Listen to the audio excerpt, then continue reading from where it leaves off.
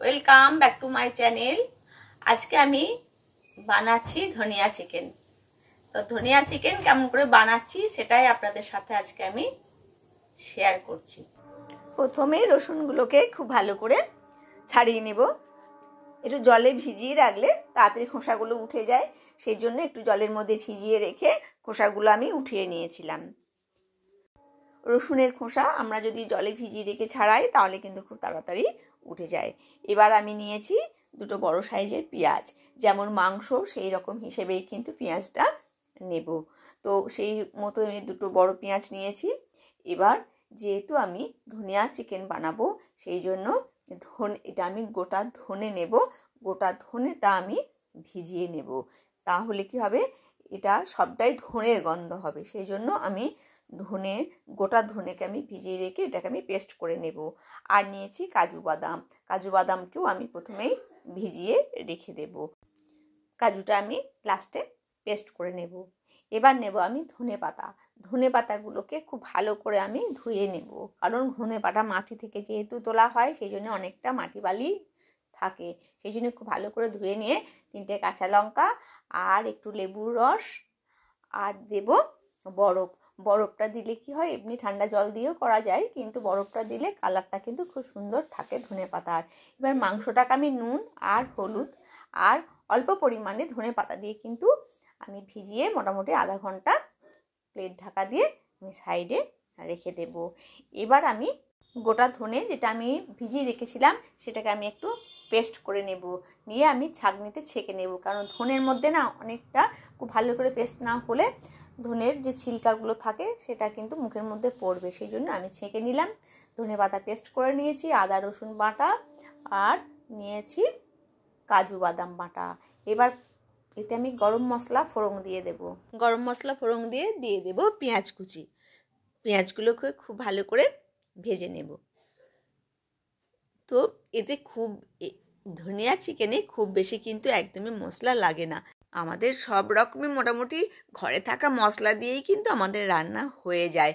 তো খুব কমই লাগে আমাদের বাইরের কিছু মশলাপাতি। তো আমি ভালো করে পেঁয়াজটাকে ভেজে নেব।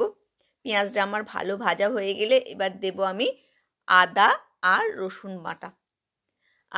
রসুন বাটাকে আমি একটুখানি কিন্তু ভেজে নেব। আমি কিন্তু এখনও নুন দিইনি, যেহেতু আমার মাংসয় নুন দেওয়া আছে সেই জন্য আমি কিন্তু নুন ছাড়াই এখন এটাকে কষে নিচ্ছি। আদা রসুনটাকে কষে নিচ্ছি পেঁয়াজের সাথে, তাহলে পেঁয়াজটা একটু নরম হয়ে যাবে নুন ছাড়াই। তো ভালো করে আমার যখন কষা হয়ে যাবে আমি দিয়ে দেব মাংসটা মোটামুটি আবার এর সাথে কষতে লাগলে কিন্তু নরম হয়ে যাবে। আর মাংসটা যেহেতু আমার ভেজানোই আছে নুন দিয়ে ধনে পাতা দিয়ে, সেই জন্য কিন্তু মাংসটা আমার খুব বেশি কষতে টাইম লাগবে না। এবার আমি মাংসগুলো দিয়ে দিচ্ছি। আমার যে মাংসগুলো একটু হাড় ছিল সেইগুলো নিয়েছি, কিছু মাংস পিসও আছে। তো যে কোনো মাংসতেই কিন্তু এই ধনিয়া চিকেনটা বানানো যায়। আপনি শুধুই পিস নিতে পারেন, যেমন আমরা পকোড়া বানাই পিস দিয়ে, ওই রকম পিসও নিতে পারেন, বা হাড্ডি পিস নিলেও কোনো অসুবিধা নেই, কারণ টেস্টটাই হলো আসল। যে কোনো মাংসর পিসেই কিন্তু এটা বানানো যায়। এবার আমি ঢাকা দিয়ে একটু ভাপিয়ে নেব, তাহলে কিন্তু জলটা বেরোলে মাংসটা কিন্তু অটোমেটিক সেদ্ধ হয়ে যাবে। আমার মোটামুটি কষানো হয়ে গেছে। এবার আমি দিয়ে দেব জিরে গুঁড়ো আর একটু ধনে গুঁড়ো, কারণ এটা ধনে আর জিরেই একটু শুকনো। আমি কিন্তু এতে হলুদ দেবো না, যেহেতু হলুদ দিয়ে আমার মাংসটা প্রথমে মাখানো ছিল, সেহেতু এখন আমি জিরে আর ধনে গুঁড়ো দুটো দিয়ে দিলাম। আর আমার ধনে পেস্ট করে রেখেছি আর সেই জলটা আমি ছেঁকে রেখেছি, সেই জলটা আমি এবারেতে দিয়ে দেব।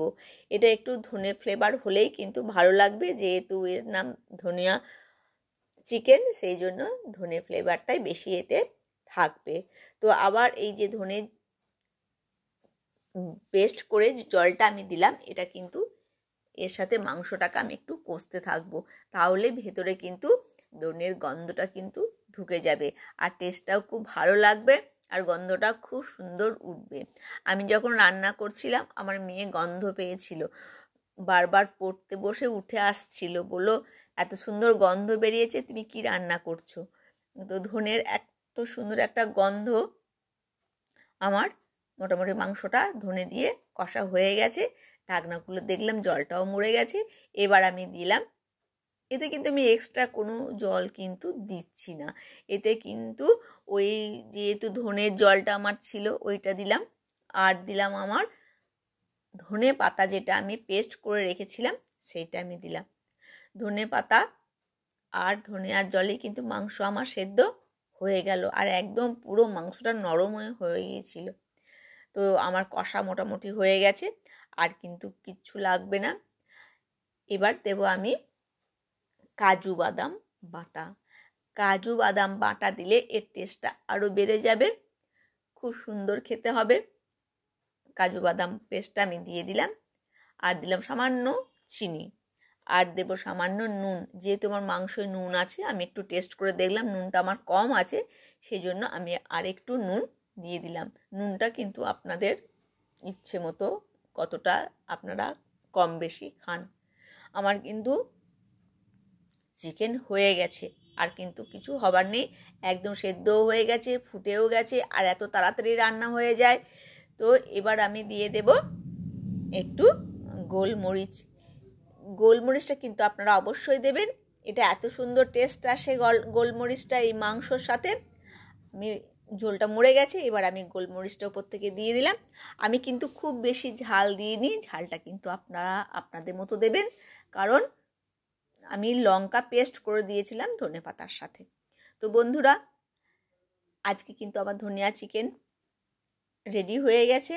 আপনারা অবশ্যই এইভাবে একবার বানিয়ে খাবেন, আপনারা হয়তো বানিয়ে খেয়েছেন, সত্যি এটা খেতে খুবই ভালো লাগে। ভালো থাকবেন, সুস্থ থাকবেন, দেখা হবে আবার নতুন কোনো ভিডিওতে। ঠান্ডার দিনে এইভাবে চিকেনের প্রিপারেশন বানিয়ে অবশ্যই খাবেন।